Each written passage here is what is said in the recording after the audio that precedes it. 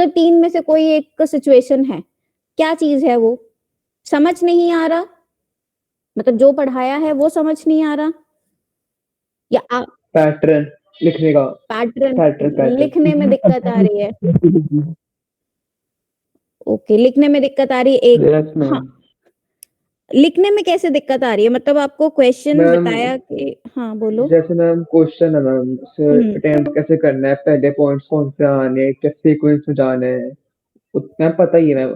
अगर आपके प्रेजेंटेशन अच्छी है तो आपको मार्क्स अपने मिल जाते हैं, हम्म प्रेजेंट करना नहीं आना ढंग से, वो चीज। हाँ, मतलब वही पेपर प्रेजेंटेशन में कहीं ना कहीं प्रॉब्लम आ रही है। But apart from paper presentation, जितने यस मैम। मैंने अभी तक टेस्ट चेक करे हैं आप लोगों के, चाहे वो गूगल क्लासरूम पे देखे हैं, चाहे व्हाट्सएप पे देखे हैं, जो चीज एक मुझे लैकिंग लगी वो है, एक हम डायग्राम बहुत कम बनाते हैं, ठीक है। सेकेंडली, हम लोग कंटेंट बहुत कम और बहुत ही छोटा, जैसे कह सकते हैं हमसे बहुत छोटा लिखते हो, बहुत कम कंटेंट डिलीवर करते हो, जिसकी वजह से तुम्हारी क्लास में अगर मैं एवरेज में बताऊं तो ज्यादातर बच्चों के जो मार्क्स हैं वो 5-6 इतने ही आए हैं। वो भी मतलब ये सोच लो कि मैं कम नहीं देना चाहती थी, मैंने आप लोगों की लीनियंट मार्किंग करी है तो वो 5-6 आए हैं। मतलब इतना छोटा कंटेंट विदाउट डायग्राम्स, कोई सीक्वेंस नहीं है उस चीज की, तो वो चीज तो हमें थोड़ा वर्कआउट करना पड़ेगा, ऐसे तो फिर मार्क्स नहीं मिलने वाले। बिकॉज फाइनल में जो टीचर है वो वही देखेगा जो तुम लिखोगे, उसे नहीं पता कि तुम क्लास में कैसे बिहेव करते हो, तुम्हें कितना आता है, कितनी नॉलेज है। उसके लिए वही एक फर्स्ट और लास्ट इंप्रेशन है, जैसा तुम पेपर में लिख कर आओगे। अच्छा लिखोगे, सामने से नंबर मिलेंगे। कंटेंट कम डिलीवर करोगे तो नंबर कम मिलेंगे। काफियों के साथ ऐसा हुआ है, सबको पता भी है किसने कैसा पेपर कर रखा है। मैं कोई पर्सनल पॉइंट आउट नहीं कर रही हूँ, बिकॉज ये कॉमन मुझे मिस्टेक्स देखने को मिले काफियों के साथ। जो लोग अच्छा भी इंटरेक्ट करते हैं, जिनको मालूम भी है क्या चीज लिखनी है, उनमें भी दिक्कत है। ये सिर्फ उनके लिए नहीं कि जो बोलते हैं कि हम तो क्लास में आंसर नहीं करते तो इसलिए मैम हमें बोल रहे हैं, वो भी जो क्लास में आंसर करते हैं उनमें भी गड़बड़ है। हाँ, आस्था कह रही है अब की बार तो ठीक हुआ था। कोई बात नहीं, मैं देखती हूँ तुम्हारे कितने मार्क्स हैं, मैं भूल गई हूँ तुम्हारे मार्क्स। अभी तो पूरे चेक नहीं हुए इसलिए मेरे माइंड में है नहीं। आई थिंक भव्या के ही हैं अभी भी शायद हाईएस्ट, शायद, नॉट श्योर बट शायद। अच्छा पेपर लिखती है, उसका पेपर देखा करो, अटेम्प्टेशन वहां से देखा करो कि कैसे अटेम्प्ट करना है। बाकी मैं भी आपको बताऊंगी अटेम्प्ट कैसे करते हैं, बट एक चीज होती है वे ऑफ प्रेजेंटेशन, और वे ऑफ प्रेजेंटेशन जो रहती है ना, दिखाती ही नहीं है मैम। क्या बात है भव्या, तुम टेस्ट नहीं यस दिखाती मैम। हो अपना? मैम जिसने मेरे से मांगा था मैंने उनसे दे दिया था, ये ये देखो, मानते ही नहीं थे, बड़े मैं क्या दिखा लोग, दूं। अरे अरे, बड़े ऐसे कोई लोग बड़े दिखाती है मैम, कोई दिखाती बड़े है। लोग एक बार बोलो तो भेज देती है मैम। वो देखो तो, और तुम वैसे ही ब्लेम करते रहते हो मैम एक टेस्ट के मैसेज टाइम करो पे। तुरंत खुद बड़े मैम, हो मुझे गए मिला था मैम। मैम। हाँ, बड़े हो मैम गए मुझे अब, तो है मिला ना, था। कॉलेज वाले हो गए अब, हम बड़े लोग हो गए, है ना, ऐसे छोटे मोटे लोगों से बात नहीं करते क्यों? यस मैम, 10-12 फीट के। हाँ, 10-12 फीट कहाँ जाओगे, बिल्डिंग थोड़ी ना बनानी है। 10-12 फीट मतलब तुम तो अजीब ही, जैसे वो एक डिसऑर्डर होता है ना जिसमें, जिसे जायंटिज्म कहते हैं, बहुत इंसान लंबा हो जाता है, ऐसे वाले काम करने हैं। हाँ मैम चलिए। वो नहीं मैम, बहुत परे वाले। हाँ हाँ, वैसे वो बुजुर्ग हैं, ऐसे वाले। Yes ma'am. अच्छा, दीपक देखा था तुमने, तुम्हारे भी टेस्ट चेक करके भेजा, तुम्हारे टेस्ट में भी गड़बड़ है। तुम अच्छा कर सकते हो लेकिन कंटेंट बहुत कम डिलीवर करते हो। मैम हमसे तो बोल रहा है टॉप किया हूँ मैं। अरे बाप रे, ये किसने बोल मैम दिया? ऐसा नहीं है। मैम मैंने उसको दीपक ने। स्क्रीनशॉट भी दिया है। मैम अच्छा आपसे जो बात हुई है मैंने उसको स्क्रीनशॉट भी दिया है। अच्छा, टॉप किया है, किसने टॉप किया है, गिरधर ने? दीपक ने। अरे यस नहीं नहीं मैम। नहीं, दीपक ने टॉप कहाँ किया है? ना ना, अभी कहाँ, अभी भव्या है लाइन में, भव्या वो को तो कम्पीट करना यस है मैम। अभी। वो तो टॉप पे है। साथ में आस्था भी मेरा तो है, बहुत दूर की बात है मैम। अनिकेत भी है। अनिकेत का थोड़ा बहुत हो जाता है, आज शायद क्लास ज्वाइन नहीं करी है। अनिकेत का भी पेपर अच्छा होता है, बट इस बार पेपर उसने अच्छा नहीं किया है। लास्ट टाइम उसका पेपर बहुत सही था, जो उसने एक क्वेश्चन अटेम्प्ट किया था वो बहुत सही किया था। अटेम्प्टेशन मैटर्स अ लॉट, आपको आता है दैट इज डिफरेंट थिंग, आप उसको प्रेजेंट कैसे करते हो वो एक अलग चीज है। फॉर एग्जाम्पल, अगर आपको क्वेश्चन, अगर मैं लिम्फेटिक सिस्टम का ही क्वेश्चन उठाती हूँ जो हमने लास्ट टेस्ट में डिस्कस किया है, तो उसमें क्या है कि आपका क्वेश्चन जब हम, ठीक है, तो उसमें सबसे पहले आपको क्या मेंशन करना है कि लिम्फेटिक सिस्टम क्या होता है, लाइक डेफिनेशन, ठीक है। देन यू विल गो कि उसमें क्या कंपोनेंट्स आते हैं, आप उसके कंपोनेंट्स लिखेंगे। Try to make the chart of the component instead की, जैसे मतलब स्लाइड में आप लोगों ने देखा होगा, मैंने ऐसे लिख रखा है लिम्फेटिक ऑर्गन्स है, 3-4 नाम लिख दिए, ठीक है, फिर उसके बाद जो नाम है उन्हें एक्सप्लेन कर दिया। आप वो चीज जो है वो कंटेंट अपना टाइम सेव कर सकते हो अगर आप चार्ट बनाते हो। उससे क्या होगा, चार्ट बनेगा, एक तो वे ऑफ प्रेजेंटेशन उसकी इंप्रूव होगी, ठीक है। खाली पैराग्राफ बना के लिखने में क्या है कि जो रीडर है उसके लिए भी बहुत ज्यादा वो होता है। बस बहुत हो गया चैट बॉक्स में बातें हैं, मैं रहने देती हूँ बोलना फिर। हाँ, कंपटीशन ही कर लो तुम, हर्षप्रीत, दीपक, आदिति, हाँ सभी है कंपटीशन में। जरा सुन लो कि पेपर कैसे अटेम्प्ट करना है, ठीक है। तो सबसे पहले आप डिफाइन Excuse me, ma'am. करेंगे। हाँ जी, हाँ जी, हाँ जी। मैम वो अभी ज्वाइन हुआ है, प्लीज आप बताएंगे क्या रिपीट किया। हाँ हाँ, मैं बता रही हूँ, दोबारा से बता रही हूँ। ये तुम्हारे क्लासमेट तुम्हारा ही वेट कर रहे थे।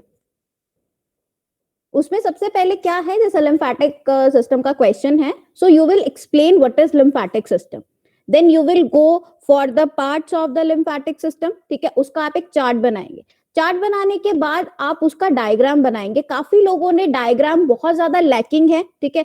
जो एग्जैक्ट डायग्राम मैंने दे रखी है ना, लोगों ने वो डायग्राम नहीं बना रखी है। वो क्या कर रखा है, डायग्राम के नाम पर वहां पे क्या है, ऐसी डायग्राम है जैसे मान लो डायग्राम को अनीमिया हो रखा है, मतलब इतनी कमजोर सूखी, जैसे उसको कुछ खाने पीने को नहीं मिलता है।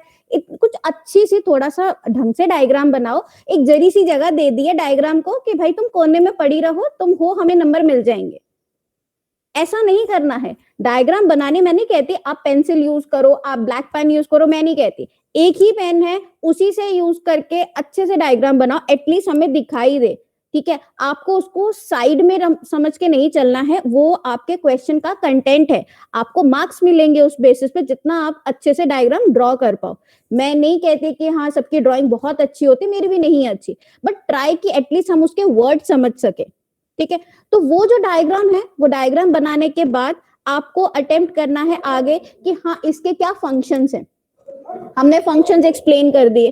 फंक्शंस एक्सप्लेन करने के बाद क्या रहेगा कि आपका जो कंटेंट है उसमें जो आपके पार्ट्स थे, जो आपने स्टार्टिंग में ऑर्गन्स हैं, उसमें डिफरेंट डिफरेंट सेल्स हैं, जो भी लिम्फेटिक सिस्टम के कंपोनेंट्स है आपने वो एक्सप्लेन करे थोड़े थोड़े, ठीक है। उनको एक्सप्लेन करने के बाद आपका क्या रहेगा लास्ट में कि जो आपके डिजीज हैं, कई लोगों ने आई थिंक दूसरे बैच में, जहां तक मैंने देखा, पता नहीं आपके बैच में है, डिजीजेस भी एक्सप्लेन कर रखी है कि किस तरह से फिलारिस होता है, कैसे वो एलिफेंट जैसी लेग्स हो जाती हैं। लाइक आप उसको पूरा एक्सप्लेन नहीं कर सकते, at least try to write the names. उससे इम्पैक्ट जो है सामने वाले पे अच्छा बढ़ता है कि आपने कंटेंट को पूरा पढ़ा है। सो इस तरह से स्टेप बाय स्टेप आप जो है उसको कंटेंट को डिलीवर करो। मान लो आपको लिखते समय भूल जाते हो, तो आप अपनी शीट पर एग्जाम टाइम में मार्जिन बना सकते हैं, जिसको हम हाशिया कहते हैं, ठीक है। आप मार्जिन बनाइए साइड में, जैसे मैथ्स का कैलकुलेशन करने के लिए हम करते हैं, वहां पर अपने पॉइंट्स लिख लीजिए हेडिंग में। ओके, यहाँ पर मैंने टाइप्स लिखनी है, इसके बाद मैंने ये चीज लिखना है। तो क्या होगा कि अगर आपका आंसर पूरा हो गया, आप क्रॉस चेक कर सकते हैं, ठीक है, सारे पॉइंट्स लिख लिए, अब इसमें कुछ नहीं बचा। Like from my side I have completed, ठीक है। अब वो इवेलुएटर पे है कि वो आपकी कहाँ कहाँ मिस्टेक्स निकालते हैं, बट आप कंटेंट पूरा डिलीवर कर रहे हो। रही बात क्वांटिटी की, अगर आप क्वांटिटी बेस पे लिखना चाहते हो, उसका भी एक तरीका है। अपनी शीट को क्वेश्चन के अकॉर्डिंग डिवाइड कर लो। लाइक फर्स्ट क्वेश्चन आपने 10 मार्क्स का अटेम्प्ट करना है, शीट पे 1 2 3 लिख लिया, ठीक है। तो आपने देख लिया कि ठीक है 10 नंबर का क्वेश्चन है, ऑन एन एवरेज 2.5 पेज जो है मैं उसे फिल कर दूंगा, ठीक है। जब तुम एक बार लिखना शुरू करोगे और तुमको आता होगा ना, वो 2.5 से 3 हो जाएंगे बड़े आराम से। उसमें उस टाइम लिखते हुए भी सोचना है कि ये कंटेंट पूछा है, ये छोड़ना नहीं है, इतने पेज तो मिनिमम होने ही चाहिए, ठीक है। तो इस तरह से आप स्टेप बाय स्टेप जो है उसे कंप्लीट करो। आस्था बेटे, क्या हो रहा है ये है, मैंने मना किया ना,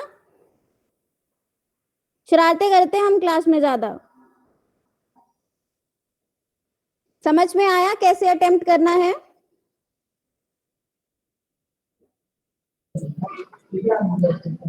हाँ जी भाई, समझ में आया है? Yes ma'am. Yes ma'am.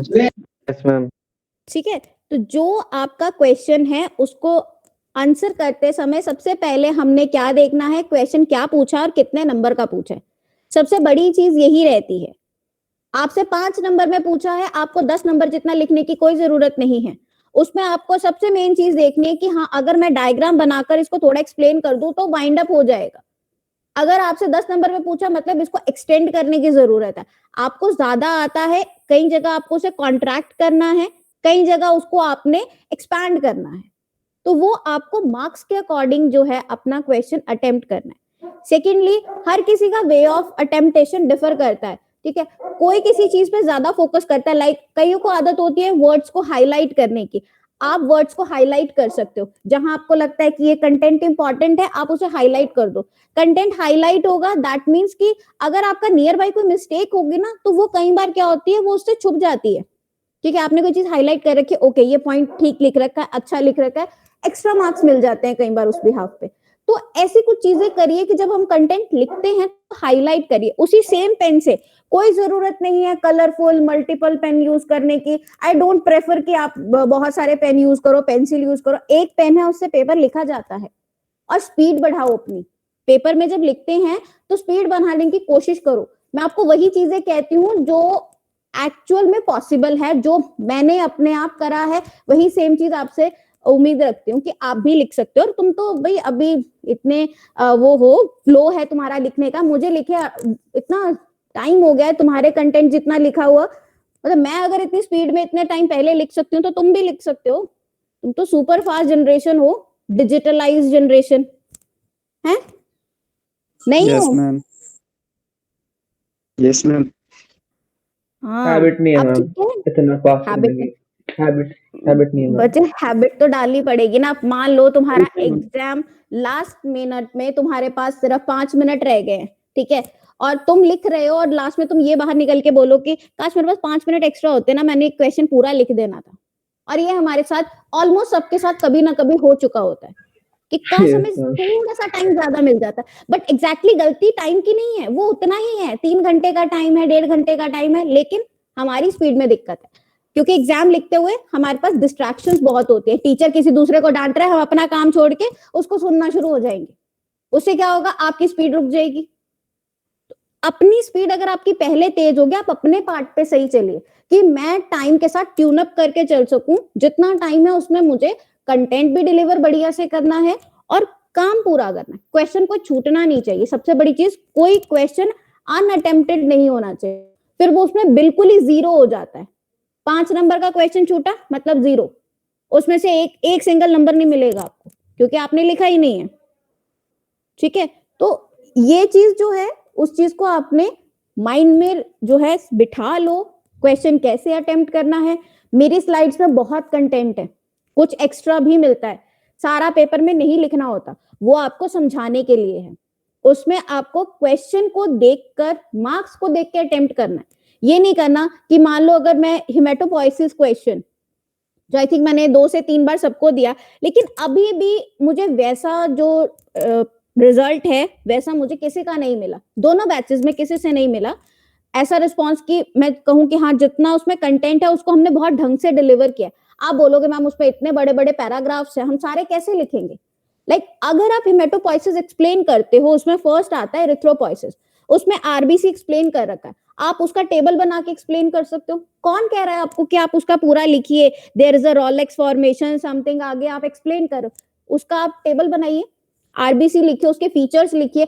1-2 line में सारा कंटेंट पूरा हो जाएगा। उसकी डंबेल शेप होती है, उस शेप से उसको क्या फायदा होता है, इजिली मूव करता है, सारी चीजें लिख सकते हैं। एक एक लाइन में वो टेबल आपका कवर अप, जो आपकी 5 स्लाइड होगी, एक टेबल में डन हो जाएगा, उसमें कोई दिक्कत नहीं आएगी। ठीक है, ऐसे ही आप जब अपने ल्यूकोसाइटोसिस एक्सप्लेन करते हो, ठीक है, ल्यूकोपोइसिस एक्सप्लेन करते हो, वहां पर आपके 5 तरह के सेल्स हैं, एक एक करके थोड़ा थोड़ा सबको एक्सप्लेन कर दो, चार्ट बना के, टेबल बना के। अब क्या होगा, अगर आप टेबल में लिखोगे तो सारा कंटेंट कवर कर लोगे, क्योंकि आपने थोड़ा थोड़ा सबके बारे में लिखना है, तो वो सब कवर भी हो जाएगा। ठीक है, मार्क्स भी पूरे आ जाएंगे और आपका कंटेंट जो है बढ़िया से प्रेजेंट हो जाएगा। So there is always a way. आप तरीका ढूंढिए पेपर अच्छा कैसे अटेम्प्ट किया जाता है, वो पर्सनल कुछ डेवलपमेंट होती है, ठीक है। टीचर तो सबको एक ही जैसा पढ़ाता है, आप उसमें से अच्छा कैसे लिखते हो, ये आपकी जो कह दो टैलेंट है कि आप प्रेजेंट कैसे करते हो, ठीक है। समझ में आ रहा है क्या कह रही हूँ? Yes ma'am. Yes ma'am. Means हमें थोड़ा बहुत इम्प्रूव करने की जरूरत है, स्पीड बढ़ाने की जरूरत है। अभी ऐसा मैं ये नहीं कह रही हूँ कि ये टेस्ट हो गया आपका, ये फाइनल है, ऐसे मैं नहीं कहती हूँ इसके मार्क्स जुड़ रहे हैं, कुछ भी है, लेकिन फाइनल में आपको संभलने का, समझने का कोई मौका नहीं मिलेगा। वहां आपने जो लिख दिया उसके बाद सीधे डीएमसी में रिजल्ट आएगा। अब वो कैसा होगा वो डिपेंड करेगा आपने कैसा लिखा है। फ्रॉम हियर अब भी आपके पास टाइम है, you can improve till your sessionals. आप अच्छा अपना इंटरनल बनाइए, जितने अच्छे तुम मार्क्स लोगे सेशनल में उतनी अच्छी तुम्हारी जो है वो इंटरनल जाएगी, और जितनी अच्छी इंटरनल जाएगी आपकी वही इंटरनल आपके बढ़िया स्कोर जनरेट करने करेगा। तो ये मत सोचिए कि सेशनल हमारे किसी काम के नहीं, सेशनल से ही तुम्हारी जो है इंटरनल बनती है। जो लोग सेशनल को टेक इट इजी लेते हैं, नहीं अच्छे से पढ़ते हैं, उन लोगों को सप्ली आने के चांस ज्यादा हो जाते हैं, क्योंकि फाइनल में आप सारा कुछ ओवरलोड करके नहीं पढ़ सकते। एक छुट्टी होगी, एक छुट्टी में कितना पढ़ लोगे? 5 मॉड्यूल्स हैं, आप अभी एक टॉपिक नहीं पढ़ पाते हो, उसमें मैं आपको एक वीक का टाइम देती हूँ, एक दिन में 5 टॉपिक कैसे पढ़ोगे? पॉसिबल है आपके लिए अगर आप स्टार्टिंग में पढ़ोगे ही नहीं। एक रात में बस 1 नाइट फाइट हो गया, बस हमने फटाफट लिख के सारा पेपर और हमने टॉप कर लिया, पॉसिबल है ये? No ma'am. No ma'am. तो मतलब हमें थोड़ा थोड़ा पढ़ना चाहिए जो भी टेस्ट होता है। देखो मैं नहीं कहती कि आप डेली बेसिस पे पढ़ पाते हो, नॉट पॉसिबल, हमारे पास सब्जेक्ट्स ज्यादा होते हैं, टोटली एग्रीड, लेकिन जब आपके टेस्ट होते हैं ना तो उस टेस्ट को सीरियसली लेके थोड़ा पढ़ लिया करो, तुम्हारा लोड कम होगा, इजीली समझ पाओगे कि हाँ अब मुझे ये पेपर में ऐसे अटेम्प्ट करना है। अभी बहुत बहुत ज्यादा मेहनत की जरूरत है आपको, आपको समझ आता है बट कंटेंट डिलीवर नहीं हो पाता। हर्षित देखा होगा तुमने, यस मैम। देखा होगा तुम्हें टेस्ट के मार्क्स मिले हैं ना, व्हाट्सएप वाला था यस तुम्हारा। मैम। Yes ma'am. तुम्हें कितने कितने आते? कम मार्क्स मिले हैं? 11 मार्क्स सारे मिले। 10 है, 11 नहीं है। हाँ 10 सॉरी। बढ़ा के ठीक है, बोल रहे यस मैम। हाँ बढ़ा के मैं बोल मजा रहे हैं। वो सोचते हैं ना हम 10 एक वाली मार्क्स लाइन में भाई आ क्या बढ़ा जाएंगे, लेंगे यार। नहीं वो अरे 10 एक वाली मार्क्स लाइन में क्या आ है यार। जाएंगे। नहीं बेटा, 1 मार्क्स बहुत मैटर करता है, एक फेल होने वाले को 1 नंबर बचा लेता है। नेवर अंडर एस्टिमेट की इसे, 1 नंबर से क्या होता है, बहुत कुछ होता है, मैम टॉप रैंकिंग भी चेंज इसी हो नंबर जाती से है। होता है। हाँ एग्जैक्टली, टॉप भी इसी नंबर से होता है, रैंकिंग्स में डिफरेंस आ जाते हैं सिर्फ 1 नंबर की वजह से, पॉइंटों में डिफरेंस आता है, मैटर्स अ लॉट। मार्क्स को अगर आप ऐसे सोचते हैं कि इतने से कुछ नहीं होता, बहुत कुछ होता है। तो पढ़ते हो तो उस चीज को डिलीवर भी करो और अच्छे से लिखो, ठीक है। मैम तभी तो कहा कि क्या करते हैं प्रेजेंटेशन वगैरह, मेरे को आती नहीं करनी है प्रेजेंटेशन, बात ही वही है। नहीं वो थोड़ा सीखो तभी आ जाएगा, धीरे धीरे लिखोगे, प्रैक्टिस करोगे, सारी चीजें हो जाएंगी, कोई ऐसी बड़ी बात नहीं है। कईयों को इंग्लिश के साथ प्रॉब्लम है, अटेम्प्ट करने में प्रॉब्लम है, एग्रीड कि हाँ कभी कभी दिक्कत है, आप पढ़ते समय लिख के याद करिए, देख कर लिखिए, एक बार देख कर लिखिए, उसको बोल बोल के लिखिए, ताकि आपको याद हो जाए कि आप क्या लिख रहे हो। इट्स द वे, हम हमेशा तरीका ढूंढते हैं, नेवर ब्लेम द सिचुएशन कि ये डिफिकल्ट है, ये ऐसा, आप हमेशा बीच का रास्ता ढूंढिए, तो प्रॉब्लम अपने आप सॉर्ट हो जाएगी। उसको परेशान लेके घूमने फिरने से कुछ नहीं होगा, ठीक है ना। तुम उससे भाग सकते हो, अब पेपर है देना तो पड़ेगा ही, सप्ली आ गई तो भी फंसोगे कि पूरा साल पढ़ के नहीं निकला तो अगली बार क्या निकलेगा। एंड इट्स अ फैक्ट कि आपके नए सब्जेक्ट के साथ पुराना ऐड हो जाए तो आपके लिए बहुत दिक्कत हो जाती है। तो ऐसी कोई सिचुएशन जनरेट मत करिए कि सप्लीज आने की नौबत आ जाए, ठीक है। सिलेबस क्या है सेशनल का? सिलेबस आपका रहेगा मॉड्यूल 1, मॉड्यूल 3, ठीक है। मैम हम तो लिखते लिखते हिंदी में लिखने लगते हैं कभी कभी। नहीं नहीं ये कम नहीं करना है, हैबिट है सारा मैम। नहीं, सारे क्वेश्चन मतलब फ्लो बनाइए ना, इसलिए कह रही हूँ ना कि जब पढ़ते हो ना उस टाइम लिखने की फ्लो बनाओ, देखकर लिखो। देखकर लिखना कोई बुरी चीज नहीं है कि हम नकल कर रहे हैं, जब तुम याद कर रहे हो तो उसमें कोई गलत नहीं है। सामने स्लाइड खोल लो, जैसे तुम्हें क्वेश्चन बताया है, ये 5 नंबर में आए तो मुझे कितना लिखना है, 10 में, देखकर लिखो। धीरे धीरे तुम्हारी हैबिट बन जाएगी, तुम अपने आप मेडिकल टर्म्स यूज करोगे। स्टार्टिंग में थोड़ी दिक्कत आएगी, पर एक बार फ्लो बन जाएगा तो दिक्कत नहीं आएगी। ये हर सब्जेक्ट के साथ है। आपने कोई सब्जेक्ट पहले नहीं पढ़ रखा एक्सेप्ट आपका जो केमिस्ट्री का बेस बना हो या बायोलॉजी का बेस बना हो। बाकी जिनका बेस नहीं है या जो नॉन मेड से हैं, उनके लिए जो है थोड़ा ये रहता है कि आपको जो है थोड़ा बेस बनाना पड़ता है। तो अपना जो भी लिखने का स्पीड है, देखो लिखोगे तो स्पीड भी बनेगी, याद भी होगा। इंग्लिश का जो भी प्रॉब्लम है, जो हमें सेंटेंस फॉर्मेशन का प्रॉब्लम है, वो भी अपने आप खत्म हो जाएगा। So try to write. मतलब ज्यादा हाथ नहीं दुखते, तो भी वेरी फ्रैंक कितने नहीं दुखते, मैं भी लिख के याद करती थी, हो जाता है। आपसे उन्हीं चीजों की उम्मीद कर रही हूँ जो मैं खुद कर सकती थी और अभी भी कर सकती हूँ। तो ऐसा कुछ नहीं है कि मैम ऐसे बोल रहे हैं, ऐसे तो हो ही नहीं सकता, ये नहीं है। जो फिजिबल नहीं है वो चीज मैं बोलती भी नहीं। ठीक है, सो थोड़ा फोकस करिए पढ़ाई पे। वही हो रहा है, वही हो रहा है। आस्था सेम है, मॉड्यूल 1 और मॉड्यूल 3, बस यही बहुत है आपके लिए।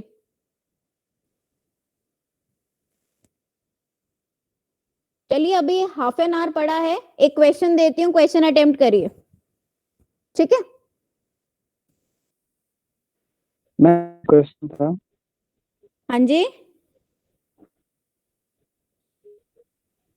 क्या कह रहे हैं डॉक्टर मैम एक दीपक? क्वेश्चन था मैम, पॉजिटिव वाटर बैलेंस में जो फिजियोलॉजी पॉजिटिव वाटर बैलेंस और पैथोलॉजी पॉजिटिव वाटर बैलेंस है, तो इसको मैम टाइप बोल सकते हैं?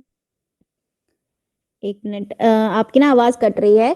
पैथोलॉजिकल बैलेंस और क्या कह रहे हो?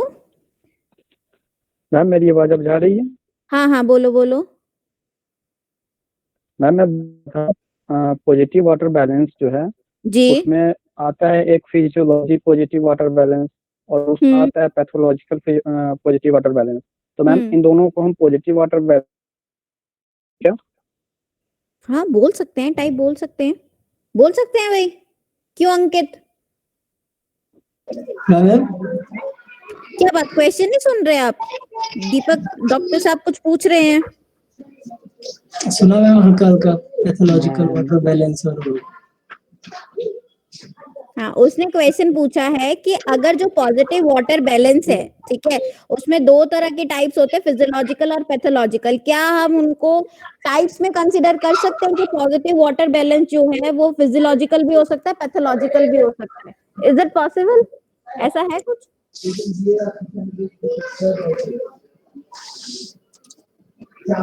पैथोलॉजिकल एंड सकता है टाइप में, बोल सकते हैं। नहीं पता। Harshpreet, Harshpreet, am I audible?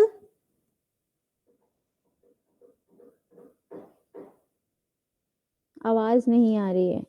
Archit? Yes ma'am. Same question. Ma'am types इसको कह सकते हैं हम, टाइप्स पॉजिटिव और पॉजिटिव वाटर बैलेंस की। उनको हम टाइप्स में कंसीडर कर सकते हैं। हम पॉजिटिव वाटर बैलेंस की बात कर रहे हैं कि किसी डिजीज की वजह से है तो हम उसे पैथोलॉजिकल बोलते हैं। If it is normal inside your body, it's normal physiological part, तो वो नॉर्मल फिजियोलॉजी है, हम बोल सकते हैं। अर्चित आपने भी पेपर अच्छा किया है, अच्छा अटेम्प्ट किया है। आपने काफी लेट ज्वाइन करा है, but you are matching with the syllabus, very nice. Thank you. और मैम लास्ट क्लास में जो पेपर में जो लास्ट क्वेश्चन था मैम, वो समझ नहीं आया कि उसमें क्या लिखे। क्या क्वेश्चन था? एक सेकंड मैम। कुछ लोगों को आई थिंक आरईएस भी समझ में नहीं आया था। अब पता है आरईएस क्या होता है? एक क्वेश्चन दिया था मैंने, काफी कम लोगों ने अटेम्प्ट किया है वो आरईएस वाला क्वेश्चन। यस मैम, वो भी एक क्वेश्चन था। Yes ma'am. What is RES? पढ़ाया है मैंने। What is RES?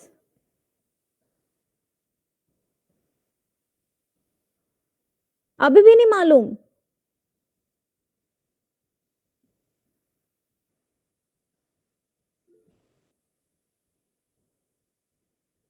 Chat box वाले नहीं, ये तो डायरेक्ट। हर्षित, क्या होता है RES? Ma'am RES ma'am reticular endothelial system. Reticulo endothelial system होता है। तो ये आपको पढ़ाया तो था लास्ट में मैक्रोफेजेस के नाम से। वॉन्डरिंग मैक्रोफेजेस होते हैं उसमें, मैक्रोफेजेस होते हैं जिसमें ऐसे सारे तरह के सेल्स इन्वॉल्व होते हैं जिनका फंक्शन ही मैक्रोफेजेस का होता है, जो किसी भी फॉरेन मटेरियल को एनगल्फ कर लेते हैं। तो वही सिस्टम आपको एक्सप्लेन करना था RES में। अच्छा, जिसमें फिक्स्ड ऊतक होते हैं, मतलब टिश्यू होते हैं मैक्रोफेज। हाँ हाँ हाँ, मतलब हमें वो सारे सेल्स जिनका ये काम है, देखो हमारी बॉडी के अलग अलग पार्ट्स में अलग अलग तरह के सेल्स हैं जिनका फंक्शन कॉमन है। अगर कोई माइक्रो ऑर्गेनिज्म बॉडी में आता है तो उसको फटाफट एनगल्फ कर लेना, उसको फटाफट डिस्ट्रॉय कर लेना, ठीक है। वो जो आपके सेल्स हैं, जैसे कई जगह इन सेल्स को कुपर सेल्स कहते हैं, ठीक है, कई जगह आप इसे मैक्रोफेजेस कहते हैं। तो डिपेंडिंग अपॉन इन सारे सेल्स को हम एक सिस्टम में इंक्लूड कर लेते हैं, जिस सिस्टम को हम RES सिस्टम कहते हैं। उस सिस्टम में जितने भी सेल्स हैं आपको वो सारे एक्सप्लेन करने हैं, सारे इन द सेंस उनके नाम लिखने हैं। RES किस तरह का होता है, वॉन्डरिंग कब कहते हैं उसको, वॉन्डरिंग कब कहते हैं हम, why we are considering macrophage as wandering macrophage? Ma'am mobile tissue macrophage. एक जगह से दूसरी जगह जो ट्रैवल करते हैं मैक्रोफेजेस लीव कर जाते हैं हाँ, लीव कर जाते हैं और फिर वो एक स्टेज में पहुंच जाते हैं जहाँ पे वो मतलब वॉन्डर करते रहते हैं, मतलब मूवमेंट होती रहती है उनकी आउटसाइड टिश्यू के आउटसाइड जो। हाँ, जिस टाइम पर जैसे मान लीजिए आपके जो मैक्रोफेजेस होते हैं, ठीक है, जब वो आपके बनते कहाँ पर है मैक्रोफेज? मैम जब वो ब्लड में प्रेजेंट होते तो वो इनएक्टिव फॉर्म में होते, और उसके बाद जब वो हमारी बॉडी में एंटर करते तो एक्टिव हो जाते, डिफरेंशिएट होकर माइक्रोफेजेस बनाते हैं, और उसके बाद जो बैक्टीरिया होते हैं उसे इनगल्फ करते हैं। बैक्टीरिया उसको एनगल्फ करता है, ये वो बैक्टीरिया को एनगल्फ करता है? तो वो बैक्टीरिया मतलब हाँ हाँ, मैक्रोफेजेस बेसिकली क्या है, जो आपके बोन मैरो है वहां से जनरेट होता है, एक तरह का WBC होता है, ठीक है। वॉन्डरिंग हम इसलिए कहते हैं बिकॉज दे आर ट्रेवलिंग, ठीक है। वॉन्डरिंग का मतलब होता है जो ट्रेवल करता है, वो आपके थ्रू आउट बॉडी में, लिम्फ में, हर जगह जो है वो ट्रेवल करते रहते हैं। So that's why they are considered as the wandering macrophages, ठीक है। वॉन्डरिंग का मतलब होता है एक जगह से दूसरी जगह जाना, मूवमेंट करना, ट्रेवल करना। तो ये चीज जो है आपकी जो है, इसमें आपको पूरा डिटेल में एक्सप्लेन करना है। जो मैंने आपको सबसे लास्ट में वो RES वाला पार्ट करवाया था वो लिखना है इसमें। अगर ये 2 नंबर में पूछा होता तो आप सिर्फ इसमें इसकी डेफिनेशन लिखते, इसकी फुल फॉर्म लिखते, दैट इज मोर एनफ। कि एक आपको एग्जाम्पल लिख देते तब पूरा हो जाता। अगर ये 5 नंबर में पूछा है तो आपको कंटेंट बढ़ाना होगा, 10 नंबर में पूछा तो पूरा कंटेंट लिखना है। So this is how you have to attempt the question depending upon the marks. 2 नंबर में 10 नंबर वाला लिखने की जरूरत नहीं है, तो हम नहीं लिखेंगे, ठीक है। और भी कोई क्वेश्चन था जो नहीं समझ में आया था?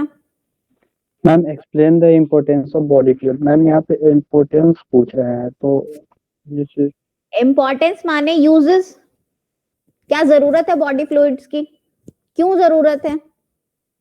इट मींस कि आप सबसे पहले एक्सप्लेन करोगे व्हाट इज बॉडी फ्लूइड्स। अभी आपको 5 नंबर में क्वेश्चन आया है तो 5 नंबर में खाली आप इतना लिखोगे कि बॉडी फ्लूइड्स की डेफिनेशन लिखोगे, हमारी बॉडी में जितने बॉडी फ्लूइड्स उनके नाम लिखोगे, फिर उन सब के आप फंक्शंस लिखोगे, क्योंकि हर बॉडी फ्लूइड फंक्शन अलग है। स्वेट का काम कुछ और है बॉडी में, दूसरे जो बॉडी फ्लूइड्स है उनका काम कुछ और है, वाटर कुछ और काम करता है, आपका बॉडी बैलेंस जो है, जो आपका बॉडी टेम्परेचर है उसको रेगुलेट करता है। ये सारी चीजें जो है आप एक एक करके फंक्शन सारे एक्सप्लेन करने हैं। आपने डिफरेंट तरह के पढ़े है ना, different types of body fluids पढ़े, आपको सारे बॉडी फ्लूइड्स को लिखकर उनके जो है फंक्शंस एक्सप्लेन करने हैं, इनका क्या काम है। फिर एक ओवरऑल में एक इंपॉर्टेंस या यूजेस ऑफ बॉडी फ्लूइड्स में आप लिख सकते हैं कि हमारी बॉडी में डिफरेंट बॉडी फ्लूइड्स की क्या इंपॉर्टेंस है, कि अगर ये चीज ना हो बॉडी में तो उससे क्या नुकसान हो सकता है, वो चीज आता है इंपॉर्टेंस। बस थोड़ा सा क्वेश्चन घुमा कर दिया है, जो तुमने पढ़ा है बस खाली वही सब कुछ लिखना है, बट अकॉर्डिंग टू मार्क्स। मैं इसे 10 नंबर में पूछूंगी तो तुम्हें हर एक बॉडी फ्लूइड को डिटेल में एक्सप्लेन करना होगा, but if it is a 5 marks it's okay, आप उसको थोड़ा कंटेंट कम कर सकते हैं, चलेगा, जो 5 नंबर में पूछा है। ठीक है मैम ओके मैम। हाँ जी, मैम बॉडी फ्लूइड से पहले आपने क्या बताया, एक बारी फिर से बता देना। बॉडी फ्लूइड से पहले मतलब पहले वाला क्वेश्चन? यस मैम, उस टाइम क्या क्या बताया वो बता देना। आरईएस के बारे में बताया था मैंने। आरईएस एक क्वेश्चन दिया था, what do you mean by RES और write in detail about RES. तो वो जो हमने रेटिकुलो एंडोथेलियल सिस्टम पढ़ा है, उसको कैसे क्वेश्चन को अटेम्प्ट करना है, उसमें मैक्रोफेजेस एक्सप्लेन करने हैं, हर वो तरह के सेल जिनका फंक्शन जो है वो बैक्टीरिया को एनगल्फ करना है, वो सारी चीजें आपको उसमें मेंशन करनी है। तो वो चीज आपका मैंने एक्सप्लेन करा कि आरईएस सिस्टम को 5 मार्क्स में कितना कंटेंट लिखना है, 10 में कितना लिखना है, 2 मार्क्स में कितना लिखना है। So that is depending upon the marks. So आप मार्क्स के ऊपर जो है कंटेंट को अकॉर्डिंगली वो करा करो कि कितना पूछा है और मुझे कितना लिखना है। ये नहीं कि जितना आता है सारा ही लिख दिया। 2 नंबर के क्वेश्चन में तुम 5 नंबर जितना लिखोगे, मैक्सिमम नंबर 2 ही मिलने हैं, उससे तुम्हें 2 के 5 नहीं मिल जाएंगे। ठीक है ना? Yes ma'am. Is it okay with everyone? Yes ma'am. Yes ma'am. आप कोई कंफ्यूजन कि कैसे लिखते हैं? क्योंकि मुझे अगले पेपर में ये चीज नहीं चाहिए। मैम एक बारी डायग्राम का बता दो, उसमें कंफ्यूज हो मैम जाते हैं। साथ में फिगर बना रहे हैं तो उसके तो बेनिफिट होंगे ना, हाँ जी, जो फिगर बना रहे हैं उसके बेनिफिट तो है ना। हाँ हाँ बेटा, बिना डायग्राम्स के, बिना फिगर के आपका जो क्वेश्चन है दैट इज इनकम्प्लीट। आपके मार्क्स कटने ही है, कटने हैं, चाहे आप कितना भी अच्छा लिख रहे हो। अगर फिगर बना दे, नेम नहीं लिखे तो मैम? तो भी वही सेम चीज है, that should be in balance. मतलब अगर आप कोई चीज एक्सप्लेन कर रहे हो तो उसमें जितना इंपॉर्टेंस एक्सप्लेन करने का है उतना इंपॉर्टेंस आपकी डायग्राम्स बनाने का है। मान लीजिए अगर ये तो तब ऑप्शन चलता है जिस टाइम पर आप जो हैं सिर्फ आपके पास 5-7 मिनट रह गए हैं, ठीक है, और आप जो हैं मतलब कम टाइम है और आपको कंटेंट लिखना है, तब आप डायग्राम बनाते हैं। That can be possible. Diagram बना दिया, फ्लो चार्ट बना दिया, कंटेंट पूरा हो सकता है। वो होता है जल्दी के काम। जब हमें पहले ही पता है कि मैंने अच्छे से लिखना है, फिर हम ऐसा सोचेंगे कि दोनों चीजें इंक्लूड करनी है। ऐसा नहीं करना कि एक चीज ज्यादा लिख ली दूसरी कम लिख ली, ऐसा नहीं करना है। ठीक है, okay ma'am, thank it should be in balance. जी मैम लिम्फेटिक सिस्टम जो डिटेल नोट लिखना था उस पे, तो इसमें मैम डायग्राम कौन सा बनाएंगे? इसमें तो कोई डायग्राम पता ही नहीं चल रहा है। एक डायग्राम मैंने आपको सेकंड स्लाइड या थर्ड स्लाइड में एक डायग्राम दे रखा है जिसमें आपने आर्टीरियल और वीनस सिस्टम एक्सप्लेन कर रखा है। अगर ध्यान हो, एक ग्रीन से कलर की डायग्राम है जिसमें हमने वो लिम्फ Yes, ma'am. नोड्स दिखा रखी हैं। ठीक है, एक तो या वो डायग्राम आप बना सकते हो। ठीक है, बहुत जगह कुछ लोगों ने अच्छी डायग्राम्स बना रखी हैं जिसमें लिम्फ नोड की अलग से डायग्राम बना रखी हैं। लाइक उसमें काफी सारी डायग्राम्स है। You can draw a diagram depending upon the stage कि आप कौन सी स्टेज पे एक्सप्लेन कर रहे हो। स्टार्टिंग में आप एक ओवरव्यू दे सकते हो, ठीक है, बीच में जाके जब आप लिम्फ नोड एक्सप्लेन कर रहे हो तो लिम्फ नोड की डायग्राम बना सकते हो। तो वो जिस जिस फेज पे आपके पास डायग्राम आती है ना, उस फेज में आप वैसी डायग्राम्स ड्रॉ कर सकते हो। आई थिंक मेरी पीपीटी जो मैंने आपको शेयर कर रखी है उसमें काफी कंटेंट है डायग्राम ओरिएंटेड। आप काफी डायग्राम्स बना सकते हैं उसमें से। Yes ma'am. एक बार उसको स्लाइड्स को देखिए, उसमें काफी कंटेंट है। ठीक है, बन जाएगा उसमें से। पर प्लीज डायग्राम को प्लीज अनीमिया मत करो, है ना। उस बेचारे को ऐसे कमजोर मत रखो कि वो ऐसे दिखाई ही ना दे। तुमने ऐसे साइड में उसको बस टंगा दिया है कि हाँ ठीक है हमने अपना काम कर लिया है। को थोड़ा सा स्पेस दो, है ना। समझ में आना चाहिए क्या बन रहा है, क्या चल रहा है। ऐसा नहीं होना चाहिए कि हाँ ठीक है बस मैम ने बोला था बस हमने बना दी ना, अब वो ये नहीं बोल सकते हमने डायग्राम नहीं बनाई, टूटी फूटी सही। ऐसे काम नहीं करने हैं, ठीक है। काम करना है तो अच्छे मन से तसल्ली से करना है। ठीक है भाई, ओके मैम। ऑरल टेस्ट ले लेते हैं आज, है ना। रिटर्न तो पॉसिबल है नहीं है, एक ऑरल टेस्ट ले लेते हैं। नो मैम, पढ़ा नहीं है। अरे अरे देखो ये नो कौन बोल मैम। रहा है पढ़ा नहीं है। तुम्हारे मैं तारीफ पूरी बैच में करती हूँ और तुम कह रही हो पढ़ा नहीं है। मैम एक्चुअली छठ पूजा आ रहे हैं तो मैम बहुत सारे काम हो जाते हैं मैम, इस वजह से नहीं पढ़ा मैम। यस नहीं मैम। नहीं यस नहीं, मैम। वो तो जो फेस्टिव सीजन तो रहेगा ही रहेगा। हम ऐसा थोड़ी ना सोचेंगे कि अब हम अच्छे बच्चे नहीं पढ़ेंगे तो हम किसको आप एग्जाम्पल मनाते हो देंगे। मैम? छठ पूजा आप मनाते हो? नहीं बेटा, हमने सिर्फ सुन रखा है कि ऐसा फेस्टिवल रहता है, ज्यादा मुझे मैम डिटेल में बहुत पता अच्छा होता है फेस्टिवल। फेस्टिवल भाई सारे ही अच्छे होते हैं, हम तो मना ही नहीं करते। मैम टाइम नहीं होता पढ़ने का उसमें, यस तो मैम। ऑप्शन मिलते थोड़ा हैं देर मैम। की नहीं होती है टाइम। हाँ हाँ हाँ, ये अच्छा है, फेस्टिवल के नाम पे तुम पढ़ाई को वो कर लो, है ना। धर्म के नाम पे गुंडा कर हाँ दी। अधर्मी लोग। अरे नो मैम ऐसा कुछ नहीं है, जो काम ही नहीं करते हाँ, उन्हें क्या पता चलेगा। अरे अरे देखो तो मैम ऐसा नहीं है, हम लोग करते हैं, काम करते हैं, बहुत सारे काम होते दोनों हैं। बिहार से ही हैं, दीपक भव्य। इसीलिए बोल दिवाली रहा यस हूँ ना। मैम। दिवाली में बहुत मजबूत मजदूरी हुई है मैम। अच्छा मजदूरी हुई है, मजदूरी मिली नहीं है और घर से मिली यार मैम, मिठाइयाँ मिली, खाने पीने को मिला। ये तो सस्ते में निपटा दिया तुमको। Yes yes ma'am. हम ये तो मजदूरी पटाखे भी नहीं छोड़ते। हाँ तो अच्छी बात है, पटाखे चलाने भी नहीं चाहिए। मैम हम सस्ते लोग में देश निपट के गया। साथ है ना, इसलिए। हाँ जी, देश के साथ है कह रहा था। अच्छा देश के साथ है, होना भी चाहिए भाई। और कहाँ जाओगे? यस मैम, पॉल्यूशन बढ़ेगा तो फिर प्रॉब्लम है ना। न्यू ईयर पे अच्छा पॉल्यूशन नहीं बढ़ता है? अच्छा ठीक है दिवाली आ गई देखो थी, तो। पॉल्यूशन बढ़ गई। अच्छा चलो चलो, वो डिबेट नहीं चल रहा है यहाँ पे, बट हाँ बस बस हो गया हो गया। यहाँ तो बस कहने की जरूरत होती है, हमारा डिक्लेमेशन स्टार्ट हो जाता है फटाफट, इधर से जीडी, है ना। अच्छा एक क्वेश्चन था आपको, उसमें टॉपिक ही है sodium potassium pump. I think आप लोगों ने पढ़ा भी होगा जब सेलुलर लेवल ऑफ ऑर्गेनाइजेशन पढ़ रहे होंगे, जिन्होंने कुछ थोड़ा बहुत पढ़ा है। Yes there was ma'am. A point yes की ma'am. Sodium potassium pump. Sodium potassium pump explain करेगा कोई, क्या होता है?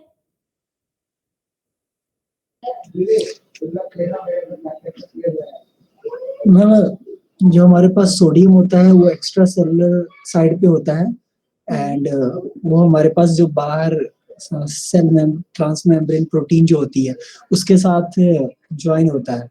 जो आफ्टर ज्वाइनिंग मैम उसके स्ट्रक्चर जो होती है मैम वो चेंज होती है बाय फॉस्फोराइलेशन। फॉस्फोराइलेशन की वजह से उसके अंदर पोटेशियम जुड़ जाता है एंड वो स्ट्रक्चर चेंज होती है जिसकी वजह से वो फ्लिप कर जाता है। फ्लिपिंग के बाद वो उधर साइड चला जाता है और इसकी जो प्रोटीन की एफिनिटी होती है फॉर सोडियम कम हो जाती है और पोटेशियम के लिए बढ़ जाती है। पोटेशियम के साथ फिर ज्वाइन होता है और ज्वाइन होने की वजह के बाद हमारे पास वो उसकी डिफॉस्फोराइलेशन होती है और वापस से वो फ्लिप बैक कर जाता है और पोटेशियम को उस साइड मतलब एक्स्ट्रा सेलुलर साइड पे छोड़ देता है।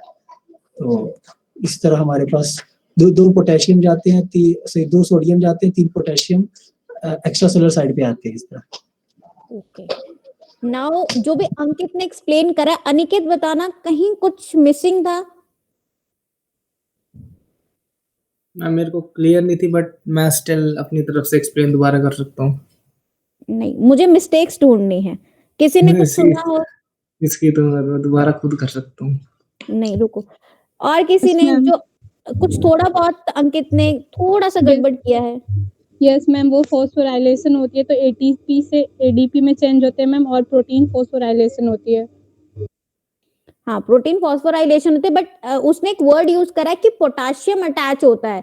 It's not potassium, phosphorus attach होता है। फॉस्फोराइलेशन हो रही है तो फॉस्फोरस का मॉलिक्यूल जुड़ेगा, पोटाशियम का यस मॉलिक्यूल नहीं जुड़ता यस है। यस। पी मैंने पी से पोटेशियम बोल दिया। हाँ दैट्स राइट। वो देखो वो एक कंटेंट जो होता है ना, वहां से सारी प्रोसेस गलत हो जाती है। अच्छा एक और चीज बाइंडिंग ऑफ मॉलिक्यूल। हाँ आपने एक और चीज बोली कि जो सोडियम आयंस हैं वो 2 सोडियम आयंस आते हैं और 3 पोटेशियम के आयंस आते हैं। ऐसा नहीं है, उल्टा होता है। 3 सोडियम के आयंस होते हैं, 2 पोटेशियम के आयंस आते हैं। सो ये थोड़ा सा देखिए छोटी छोटी मिस्टेक्स होती हैं, बट ये मिस्टेक्स जो हैं मार्क्स काटने के लिए एनफ हैं। सो जब भी आपने कोई चीज एक्सप्लेन करनी है सो अच्छे से समझिए, नाम से देखिए फॉस्फोराइलेशन हो रहा है, मतलब फॉस्फोरस ऐड हो रहा है, पोटाशियम नहीं ऐड हो रहा है। पोटाशियम ने तो एंटर करना है या एग्जिट करना है, ठीक है। So it's a sodium potassium pump, तो मतलब एंटर और एग्जिट करने का काम उन दोनों का है, सोडियम का और पोटाशियम का, ठीक है। स्ट्रक्चर भी नहीं जाता मैम, स्ट्रक्चर भी नहीं जाता है, जैसे वो छोड़ते हैं सोडियम पोटेशियम आयंस, वो ओपनिंग होती है, जैसे फॉस्फोरस Yes, अटैच ma'am. होगा उसका स्ट्रक्चर ऑल्टर होगा, जैसे हम फ्लिप फ्लॉप Change सिस्टम भी जाएगा। कहते हैं, यस उसी मैम। के अकॉर्डिंग रहता है। ओके, हमने एक वर्ड पढ़ा था pinocytosis. Now what is that pinocytosis?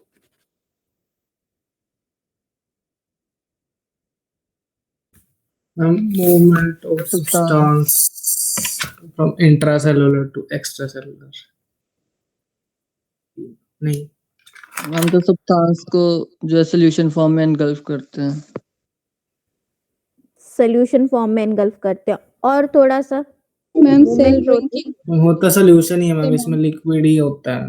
हाँ, लिक्विड की लिक्विड फॉर्म ही इंजेक्शन होता है। होती है, इसलिए हम इसे सेल ड्रिंकिंग भी कहते हैं। एक्स्ट्रा सेल फ्लूइड होता है मैम इसमें। हाँ, मतलब जो सेल है उसको अपनी डेवलपमेंट के लिए जब वो कोई सॉलिड मटेरियल लेता है तो हम उसे क्या कहते हैं? सॉलिड मटेरियल के टाइम पे क्या कहते हैं? फैगोसाइटोसिस। फैगोसाइटोसिस कहते हैं। If it is a liquid material then it is pinocytosis, ठीक है। तो ये छोटी छोटी टर्म्स हैं जो आपके 2 मार्क्स में बहुत इजीली पूछी जा सकती हैं, ठीक है। सो इन टर्म्स के मैम ऊपर एंडो थोड़ा भी था इसमें एक, एंडो भी था, साइटोसिस। एंडोसाइटोसिस भी था, एक्सोसाइटोसिस भी था, ट्रांससाइटोसिस भी था। What is transcytosis? हम जिसमें दोनों एंड और एक्सो साइमल्टेनियसली वर्क करती हैं, मतलब एक जगह से Exactly. आएंगी दूसरी तरफ से निकल जाएगी। एक जगह से मॉलिक्यूल एंटर होता है तो प्रोसेस हो गया एंडोसाइटोसिस। वही मॉलिक्यूल को कहीं और रिलीज होना है किसी पर्टिकुलर साइट पे तो वो एक्सोसाइटोसिस हो गया। एक्सो माने इनसाइड, उस पर्टिकुलर ऑर्गन के या पर्टिकुलर सेल के अंदर जो है वो कंटेंट एंटर होता है, ठीक है। और इसमें एक और चीज है, साइटोस्केलेटन क्या चीज होती है? What is cytoskeleton? Ma'am fibres होते हैं हमारे पास, साइटोस्केलेटन 3 टाइप के, माइक्रोफाइब्रिल्स होते हैं, माइक्रोट्यूब्यूल्स होते हैं और एक्टिन फिलामेंट्स होते हैं। नहीं, एक्टिन तो माइक्रो ही होते हैं ma'am intermediate filament, network of filaments होते हैं, हाँ, नेटवर्क ऑफ फिलामेंट्स होते हैं मैम। एक माइक्रोफिलामेंट्स होते हैं, एक इंटरमीडिएट होते हैं और एक हमारे पास माइक्रोट्यूब्यूल्स होते हैं। Yes ma'am. ओके, Yes, तो what do you mean by the word cytoskeleton? ये तो उसके पार्ट्स हो गए ना। What is the meaning of cytoskeleton? Network of filaments, network of cytoplasm, network of cytoplasm. हाँ, मतलब जो भी फाइबर्स हैं that form a network inside your cytoplasm, वो जो अपीयरेंस है जिसकी वजह से सेल का कोई स्ट्रक्चर है, स्केलेटन माने जिसकी वजह से सेल का स्ट्रक्चर है, साइटो माने cell, so it's the kind of fibre network that is present inside your cytoplasm, जिसकी वजह से आपके सेल का एक स्ट्रक्चर आता है। जैसे हमारे जो बॉडी स्ट्रक्चर है वो हमारे स्केलेटल सिस्टम की वजह से आता है। अगर स्केलेटल सिस्टम ही ना हो तो हम जो है एक जेली लाइक सब्सटेंस की तरह हो जाए, ठीक है, जैसा आपका अमीबा होता है। तो साइटोस्केलेटन मतलब कि एक सेल को पूरा शेप देने के लिए उसमें एक फाइबर्स का नेटवर्क होता है जिसमें 3 तरह के फिलामेंट, हाँ, मैकेनिकल सपोर्ट देता है, ठीक है, प्रॉपर रेगुलेशन होती है, मोटिलिटी होती है, ठीक है, पूरा सपोर्ट प्रोवाइड करता है, वो चीजें रहती हैं आपके साइटोस्केलेटन में, ठीक है। What is MTOC? Microtubule organising centre. हाँ, माइक्रोट्यूब्यूल ऑर्गेनाइजिंग सेंटर। क्वेश्चन डाला भी था आई थिंक मैंने जब ये आपके गूगल फॉर्म के थ्रू टेस्ट लिया था, व्हाट इज एमटीओसी। तो कुछ होशियार लोगों ने क्या करा था, फटाफट गूगल किया, उसको हमको जो कंटेंट मिला एज सच कॉपी पेस्ट करके हमने वहां चिपका दिया। इतना ज्यादा दिमाग लगाया हमने, है ना। करते ना हम कई बार ओवर स्मार्टनेस वाले काम कि नहीं? नो मैम, नो मैम, हमने नहीं किया मैम कभी। आपने नहीं किया, लेकिन आया है आप लोगों की क्लास से, दूसरी क्लास से, ऐसा बहुत इम्पैक्ट आया। कुछ होशियार है, बहुत ज्यादा होशियार बच्चे हैं, तभी तो मैं कहती हूँ ओवर स्मार्ट, ओवर स्मार्ट होना दिक्कत हो जाती है. Smartness is good, one should be smart, not to be over smart. इतना दिमाग लगाते हो कि हम पूरा कॉपी कर रहे हैं, तो तुम्हें क्या लगता है टीचर को वो लैंग्वेज दिखाई नहीं देती है, that it is something bookish language. और एक चीज मैं आपको बता दूं, किसी को नहीं मालूम है, ब्लॉग लिखने का तरीका अलग रहता है. आप जो बुक से देख के खुद लिखते हैं, that is the different way of writing. Book में जो कंटेंट होता है वो कुछ और तरीके से डिलीवर होता है. हर चीज का जो एड्रेस करने का तरीका होता है दैट इज डिफरेंट. ब्लॉगर जो ढूंढते हैं वो रीडर के साथ आई कांटेक्ट बनाने के लिए उसमें वैसा ही उसमें लिखेंगे जैसे वो आपसे डायरेक्ट बात कर रहे हो. दैट कंटेंट जो सबसे ज्यादा अट्रैक्ट करता है रीडर को कि वो किस तरह से लिखा हुआ है, ऐसा कुछ आपकी किताबों में नहीं आपको मिलेगा. उसमें बिल्कुल अलग टर्मिनोलॉजी यूज कर रखी है. तुम जो लिखोगे वो अलग चीज होगी, तो ऑटोमेटिकली पता चल जाता है कि तुम कहाँ से कॉपी पेस्ट कर रहे हो. ठीक है, सो ऐसा नहीं है. ब्लॉग एंड बुकिश लैंग्वेज तो बहुत अलग होती है. ब्लॉग से तो मैम कुछ और ही होता है. नहीं, वो चीज मैं बता रही हूँ ना, वो किसी भी चीज का हो सकता है. किसी मेडिसिन से रिलेटेड कोई इन्फॉर्मेशन अगर आपको कहीं साइट पे मिलती है, वही इन्फॉर्मेशन तुम अगर बुक में पढ़ोगे, किसी जर्नल में पढ़ोगे, उसका वे ऑफ राइटिंग ही अलग हो जाता है. वो तुमको एक सिंपल साधारण लैंग्वेज में समझाने की कोशिश करते हैं, लेकिन बुकिश लैंग्वेज में वो टर्मिनोलॉजीज यूज करते हैं. That will be more towards clinical part, जो कि हो सकता है आपको एक एडवर्टीजमेंट में या किसी भी साइट पे जो भी थोड़ा बहुत कंटेंट हो वो उस कदर से नहीं एक्सप्लेन करते कि आपको पूरा अच्छे से समझ में आए. वो आपको एक लिमिटेड सा इंफॉर्मेशन देंगे. बट हाँ, अगर उसमें फॉर एग्जांपल अगर मैं आपको एक ऐसा एडवर्टीजमेंट शेयर करूं कि कोई नई स्टडी आई है जिसके अकॉर्डिंग अगर हम पीनट्स खाते हैं तो हम कोरोना वायरस से बच सकते हैं, so it will be the title is more attractive. आप फटाफट जाके पढ़ोगे. तो वो चीज होती है कि हम ब्लॉगर जो है, जो ब्लॉग्स बनाते हैं, जो रीडर्स हैं, उसके साथ उनका पूरा कांटेक्ट रहता है ताकि वो हमारे ब्लॉग्स को पढ़े. हम क्या लिखते हैं, क्या चीज है, हर तरह के मेडिकल साइट्स में ये बहुत कॉमन है. आप कोई भी कंटेंट कितने भी अच्छे से एक्सप्लेन करें, अगर वो आपका रीडर उसे पढ़ नहीं रहा है, उसका इंटरेस्ट जनरेट नहीं हो रहा, वो नहीं पढ़ेगा आपके अगली बार से. वो डिफरेंट रहती है, लैंग्वेज बहुत अलग रहती है. इसलिए कॉपी पेस्ट करते हुए प्लीज इतना जरूर ध्यान रखिए कि हर किसी को मालूम होता है कि जो आप कॉपी पेस्ट कर रहे हैं ना, वो कंटेंट कहाँ कहाँ से उठा रखा है. तुम्हारा पूरा कंटेंट उठा के ना मैंने एज सच डाल दिया, और जो कहानी निकल के आई ना, तुमने ज्यादा मेहनत नहीं करी. कुछ लोगों ने कर रखी है, चलो हम थोड़ा और नीचे स्क्रॉल कर लेते हैं, वहां से बीच में से जाके कंटेंट कॉपी पेस्ट करा. और मेरे पास अच्छे खासे प्रूफ हैं जिन्होंने कॉपी पेस्ट कर रखा है. ठीक है, मैं पॉइंट आउट नहीं करूंगी नाम से, but I know very well कि किन लोगों ने ऐसे काम किए हैं. इतनी होशियारी अच्छी बात नहीं रहती. Now, what do you mean by ribosomes?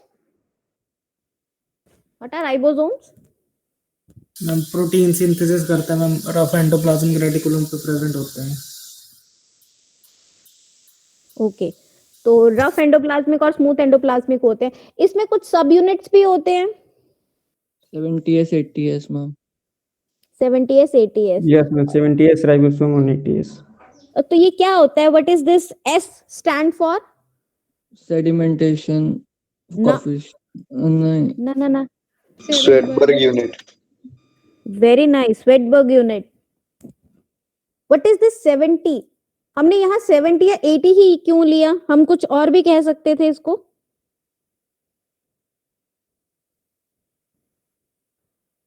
What is the significance of that word 70s, or you can say Ma'am, it 80s? is made up of sub-units.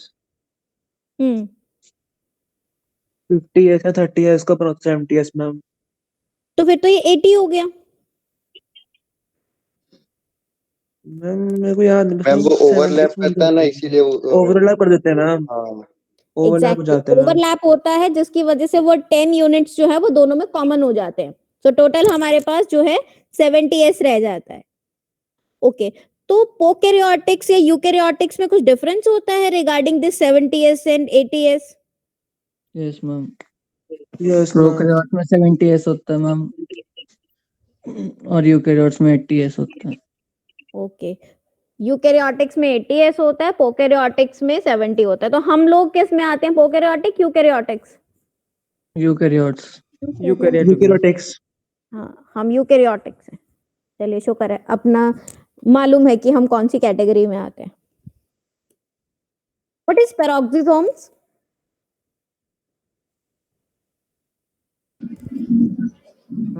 Lysosomes के सिमिलर ही होते हैं भी. ओके, लेकिन कुछ डिफरेंस तो होता होगा. Ma'am engulfing में अलग अलग इनगल्फ करने में थोड़ा डिफरेंस होता है सर. हाँ, लेकिन आई थिंक अंकित आपका माइक ऑन है.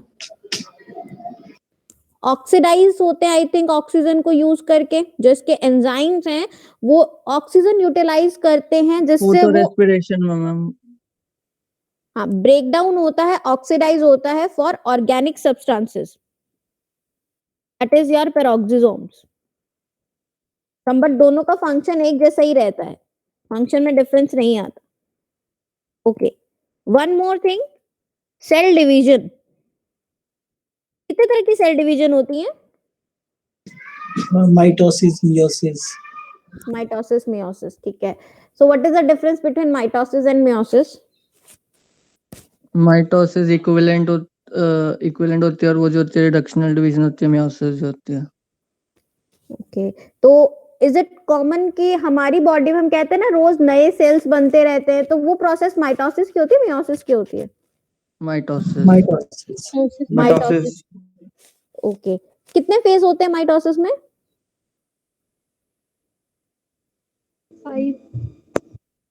5. अच्छा, कौन कौन से? Prophase, metaphase. Oh sorry ma'am. Prophase, anaphase. Ma'am 4 होते हैं, एनाफेज, टेलोफेज और याद नहीं इतना. Prophase, metaphase, anaphase, telophase. 4 phase होते हैं. Mitotic phase. ठीक है, लेकिन इस को प्रोसेस को स्टार्ट करने से पहले देयर इज सम फेज, मतलब माइटोटिक फेज स्टार्ट होने से पहले हमारे पास कुछ दूसरे फेजेस होते हैं जिसमें सेल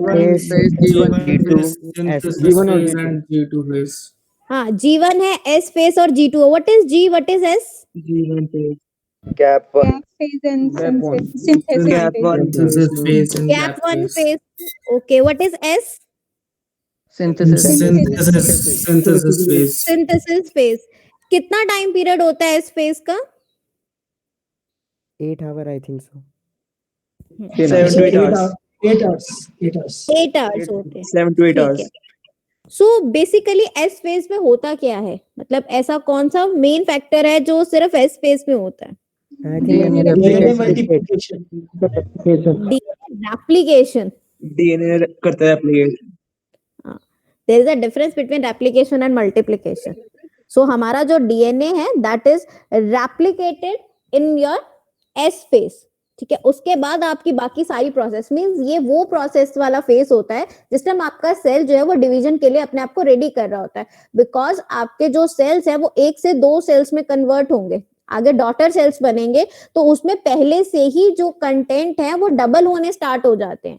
ठीक है, जो भी रिक्वायरमेंट है वो ऑलरेडी डबल होनी स्टार्ट हो जाती है. ऑर्गेनाइलिस डुप्लीकेट हो जाते हैं, सेंट्रोसोम्स की रेप्लिकेशन स्टार्ट हो जाती है, डीएनए की रेप्लिकेशन स्टार्ट हो जाती है, नए एंजाइम्स बनने स्टार्ट हो जाते हैं. जो भी सेल को सरवाइव करने के लिए जिन चीजों की जरूरत होती है वो सारी की सारी बननी स्टार्ट हो जाती है. ठीक है,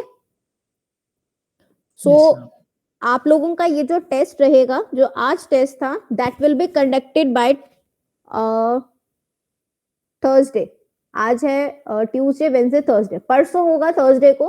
ठीक है, कल आप लोगों का जो टेस्ट है वो आपका प्रैक्टिकल ओरिएंटेड रहेगा. अगर आपको ध्यान हो तो मैंने कहा था कि वाइवा लेने में आप लोगों का शायद माइक का काफी इशू रहता है, तो आप लोगों का एक गूगल फॉर्म के थ्रू टेस्ट होगा. ठीक है, उस टेस्ट में जो भी आपके क्वेश्चंस होंगे उसके बेसिस पे आपके प्रैक्टिकल के मार्क्स लगेंगे तब तक जब तक कि ऑफलाइन मोड नहीं है. If it is for offline तो आपका वाइवा दोबारा से होगा. ठीक है, पॉसिबल रहा जो भी प्रैक्टिकल्स हम परफॉर्म कर पाए तो हम उसे परफॉर्म भी करेंगे. Is that clear? Yes, Yes ma'am. ma'am. Yes, MCQ ma'am. Type लोगे मैम? हाँ जी. Yes ma'am. MCQ टाइप लोगे? हाँ, इट कैन बी एमसीक्यू. ये 1 मार्क क्वेश्चन भी हो सकता है, 2 मार्क्स में, मतलब ज्यादा से ज्यादा 1 या 2 लाइंस लिखनी होंगी आपको, ज्यादा इतना बड़ा नहीं पूछूंगी. थ्योरी लाइक पेपर नहीं रहेगा. Okay. मैम कॉलेज खुलेंगी। कॉलेज तो खुलेंगे, अब कब खुलेंगे ये नहीं मालूम मुझे। ऐसे नोटिस तो आपने देखा भी होगा, यूजीसी का आया हुआ है कि कॉलेज खुलने चाहिए, या जो भी नॉर्म्स हैं जब वो पूरे हो जाएंगे उसके बाद आ जाएंगे नोटिस। क्या बात, घर पे बोर हो गए हम? ऑप्शन में ही खोलेंगे, जिसे आना है वो आए बस। अच्छा, जिसे आना है वो आएगा बस। नो यस मैं मैम। पूछ रही हूँ कि उस बेसिस पे खुल रहा है या फिर कंपलसरी खुल रहा है, लाइक सबके लिए, या फिर हाफ ऑनलाइन हाफ ऑफलाइन, जिसे मन है जो करो। नहीं, जिसका मन है जो करो नहीं, ऐसा एक्चुअली हमारे पास कोई नोटिफिकेशन नहीं है अभी तक कि वो ड्यूअल मोड पे चलाएंगे या सिर्फ ऑनलाइन मोड पे चल रहा है। टिल नाउ हमारे पास जितनी इन्फॉर्मेशन है उसके हिसाब से तो अभी यही है कि ऑनलाइन चल रहा है, कभी भी नोटिस आ सकता है। मैम बट कोरोना के केसेस तो बढ़ गए, अब जो खुल गए थे कॉलेज वो भी अब बंद हो रहे हैं। वो वही चीज है ना कि केसेस बहुत इस इंक्रीज हो साल नहीं रहे हैं। आता। ये देखो, ये साल नहीं आता, हर्षित के तो पहले ही तैयारी है ना, घर पे बैठे रहो। मैम नहीं आता, पता जब क्यों होप दे नहीं पाती। ये देखो। 2020 मनोज से। हाँ जी। 2020 मनोज से मैम। सबने बहुत एक्साइटमेंट से 2020 का वेलकम किया था, उतनी जल्दी उसको पछता रहे हैं बेइज्जत हो मैम, रहे हैं। उतनी पछता जल्दी रहे हैं। चली भी गई। उसको कह रहे हैं कि बस तुम निकलो यहाँ से, चलते बनो, बस बहुत हो गए तुम्हारा, है ना। बस जाने ही वाली है। बहुत खराब दशक रहा मैम ये। बहुत ही बेकार था। मैम आज ही तो अंकित वुहान बहुत में ज्यादा पहला मैम। केस आया था कोरोना का। जी, क्या मैम कह आज रहे ही तो हो? वुहान में पहला केस आया था कोरोना का। अच्छा, अरे क्या बात है, क्वाइट अपडेटेड। हाँ हाँ, आज ही पहला केस आया था। Even for February, till February हम लोगों को ऐसा कुछ आइडिया नहीं था कि मार्च में टोटली बंद हो जाएगा। Yes ma'am. Yes ma'am. आप लोग तो उस मैम टाइम हमको स्कूल में था होंगे। मैम हमको था एग्जाम खत्म में घूम चलेंगे, घर बैठ गए हम सारे सब। घूम लिए। यस तुम्हारा घर घूम हमारे बैठ तरफ तो गए। कोरोना पता ही नहीं चला मैम। नहीं, हम लोगों का ऐसा था, एक कॉन्फ्रेंस थी और उस कॉन्फ्रेंस में कोरोना के ऊपर मेरे काफी स्टूडेंट्स ने जो है पोस्टर प्रेजेंट किया था, एंड दे वर लाइक अच्छा मेडिसिन नहीं आई है, और उसके 15-20 दिन के बाद पूरा टोटल बंद, लॉकडाउन, फिर मैम सबको मेरी पता चल गया। एग्जाम थी और उसके एक दिन पहले लॉकडाउन हो गया था, सब कुछ बंद। मैम हम यस अपने मैम। विलेज गए थे, उसके बाद से पहले एक हफ्ता बंद ट्रेन, फिर 21 दिन 27 दिन हमारे तो करते मैम करते जून कोरोना में तक। विलेज सही है मैम, है ना एग्जाम मैम? खत्म हुए उसके नेक्स्ट दिन लॉकडाउन कर दिया हमारे, तो खत्म खेड़ा। यस मैम, मैथ्स का पेपर ही हुआ था आखिरी। शुक्र है पेपर तो हो गए तुम्हारे। और ऐसे लटके रहते जैसे बेचारे फाइनल ईयर स्टूडेंट्स लटके हुए थे, कब होएगा एग्जाम, कब नहीं होगा। Yes ma'am. फाइनल वालों की उनका तो हो गया बेचारे। मैम, उनका हो गया। नहीं, but still they have dilemma ना कि हम कितना पढ़े, कब पढ़े, सब भूल भी तो जाते हैं। अटेंडेंस होगी, जिन्हें ओपन लीव बुक करना है था लीव मैम, कर सकते हैं। फाइनल वाले तो उनका हाँ जी ओपन मैम। सेलिब्रेट बुक भी था, नहीं कर पाए मैम। हाँ जी। उनका फाइनल वाले ओपन बुक था सेलिब्रेट भी नहीं मैम। कर पाए। कंप्लीट का उनका पता नहीं, वही चीज है, अब वो ग्रेड बेसिस पे है, जो प्राइवेट यूनिवर्सिटीज है उन्होंने ग्रेड बेसिस पे कर दिया है, और कुछ जगह जो जैसे पीटीयू है, दे विल से कि नहीं हम आपका सीजीपी। ऑफलाइन मोड पे लेंगे, या 50% आप ऑनलाइन ले सकते हो, ऐसा कुछ बीच में नोटिफिकेशंस आई हैं। रीअपियर एग्जाम्स हैं अभी पीटीयू के, तो वो रीअपियर जो है वो ऑफलाइन मोड पे कह रहे हैं। लेट्स सी, बट ये चीज बहुत ज्यादा टिपिकल है आप लोगों का। चलो वाइंड अप तो हो गया ना, स्कूल वाइंड अप हो गया ना, जिनका कॉलेज वाइंड अप होने वाला हो लास्ट मोमेंट पे ऐसा दिक्कत आ जाए तो उनके लिए बहुत ज्यादा प्रॉब्लम हो जाती है ना। लास्ट सेमेस्टर पूरा नहीं है तो डिग्री भी नहीं मिलेगी, ये भी है। और डिग्री के लिए ही तुम 4 साल से एक जगह बैठे हो, दिमाग खपाई कर रहे हो, अपना पेपर क्लियर कर रहे हो, तो वही ना मिले तो फिर क्या फायदा। ठीक है, सो आप लोग अच्छे से पढ़िए बेटा। छुट्टी के लिए तो आई डोंट थिंक कि कुछ ऐसी छुट्टी होती है, इस साइड तो नहीं होती, छठ पूजा की छुट्टी नहीं रहती। और हमारे, आपने कैलेंडर भी देखा होगा, कैलेंडर मिल रखा है आपको, एकेडमिक कैलेंडर 21 की है। Yes ma'am. क्या है 21 को? छठ पूजा। पता नहीं हॉलीडे किस बात की मैम, पता नहीं कुछ है, but holiday I guess. Academic calendar में है ऐसा, जो पुनीत यस मैम ने मैम, आपको 21 शेयर बाई किया समथिंग था। डेट थी। यस मैम, देखा था 21 by holiday I guess. Chhath Puja की तो आई थिंक छुट्टी हुई नहीं है कभी। जो नहीं रीजनल नहीं लोग मैम कुछ होते और हैं है, छठ पूजा नहीं है वो मैम, कुछ वो और नहीं, कुछ होगा। और है, छठ पूजा कैसे कुछ और है कैलेंडर मैम। में देता है। नहीं, कैलेंडर में तो रहती है लेकिन वैसे छुट्टी नहीं होती। होगी पॉसिबली, चलो मतलब इस वीक तुम्हें छुट्टी मिलेगी 21 को। हम छुट्टी नहीं है, 30th को है सीधा। अच्छा 30th को छुट्टी है। 30th को आई थिंक मंडे है। यस मंडे है। Yes ma'am. चलो बस मस्तियां मारने को हो गया। अब 3 छुट्टियां पहले खुश हो जाते हैं हम एडवांस में। चलो अभी थोड़ा सा काम निकाल लो फिर हमको छुट्टी अरे मिल मैम जाएगी। वो छुट्टियां छुट्टी थोड़ी रहेंगी, सारे होमवर्क दे देते हैं मैम अभी, और फिर देखो भाई मेरे पास से तो छुट्टियों का गिफ्ट ही मिलेगा और वो मिलेगा काम पढ़ने के लिए। मैं तो यही गिफ्ट दे सकती हूँ। छुट्टियां छुट्टियां नहीं रह जाती मैम। स्टूडेंट के लिए ऐसे ही होता है। बट ये यही लाइफ तो सबसे बढ़िया है, जो तुम चाहो वो कर सकते हो अपनी मर्जी से। आगे तुम्हारी मर्जी नहीं चलती। ऑनलाइन मर्जी चल रही है, ऑफलाइन तो आप लोग चलने नहीं दोगे ऐसे। अभी चलने नहीं दोगे मतलब कैसे? मैं क्या तुम्हारे सर पे वो चाकू रख दूंगी? हाँ भाई नहीं हिलना नहीं है, यहीं बैठे रहना है। अरे आप बोल दो कि वही बहुत है मैम, रखने की क्या जरूरत है। हाँ बोलना ही काफी है। नहीं बस तुम सबसे ज्यादा खौफ उस टाइम लेना जिस टाइम पे मैंने पढ़ाना होगा, और जब मैं तुम्हारे उसमें एग्जामिनेशन ड्यूटी में होंगी उस टाइम मुझे मुंडे हिलाता कोई दिख गया बस फिर वो पेपर दोबारा ही लिखेगा। अभी से डरा दो कि मुंडी पूरा सीधा करके। बिल्कुल बिल्कुल, मैं बिल्कुल टॉलरेट नहीं करती हूँ कोई चीटिंग करे, मुझे बिल्कुल पसंद नहीं है। इसकी वजह से वो लोग सफर करते हैं जो बेचारे पढ़ रहे होते हैं। Okay ma'am, thank you. ठीक है चलिए, बाकी हम कल कवर करेंगे। ठीक है, आपका जो भी टेस्ट वेस्ट है पढ़ लेना आप लोग जी। Thank you ma'am. Adarsh, Ansh और आशीष की मैम